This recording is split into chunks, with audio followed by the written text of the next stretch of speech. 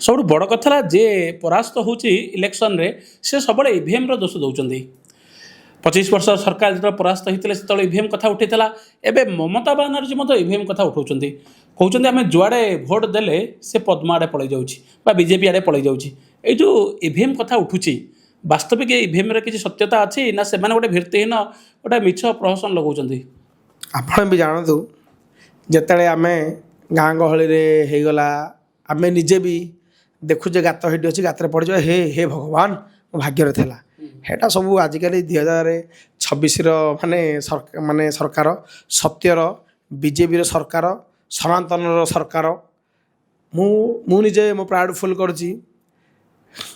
10 वर्ष 7 मास मु foreign country बुली जो सरकार अबिका जो बीजेपी सरकार चली माने गोटे चा बेपारी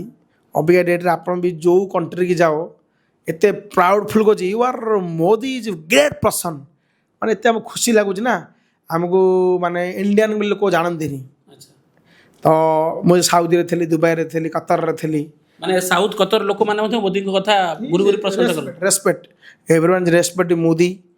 तो ये ईवीएम सब ड्रामा सब डुप्लिकेट सिस्टम चली तमें जदि ईवीएम कर डिसिप्लिन माने गोटे डिस्प्ले बाहर पड़ लगाओ जिते ईवीएम लगे माने क्लिक कला बाहर काउंटिंग करियो तुम कहीं माने हरान हो जी गोटे हार ना निहाती को गोटे बाहाना यहाँ ठीक नुह से निजे ममता बानार्जी निजे रियलाइज करेंगे जो आप भावुथे 2-3 वर्ष तक गोटे लेडीज रेप होता से ममता बानार्जी निजे कही ना लेडीज आम खाने जाबे ना कि करबे से माने ड्रामा सब बहुत आम माँ भौणी मौसी आम तो निज रेस्पेक्ट देवानी से निजे भी कहता हिंदी भी कहता हम क्या करेगा तो 12 बजे लड़की जाएगा तो रेप होगा ना अरे इसका नहीं है थोड़ी होता है अबिका मोदी तो भी शेष सीमा आसले माने भगवान आम भी प्रेयर करछु मोदी को भी आम एत माने एमतिया स्ट्रॉन्ग लीडर इंडिया रहा दरकार तापर योगी भी अच्छा कहीं हिंदुत्व ना आप भावतु आम आम को जाति धर्म को नहीं कहूनु मुस्लिम माने आम एमती मुस्लिम कंट्री 5 थर नमाज पढ़ा जाए 5 थर नमाज पढ़ती तेल आम गोटे मस्जिद जी ना से साइड देवे आम हिंदुत्वर एकता ना समझौता ना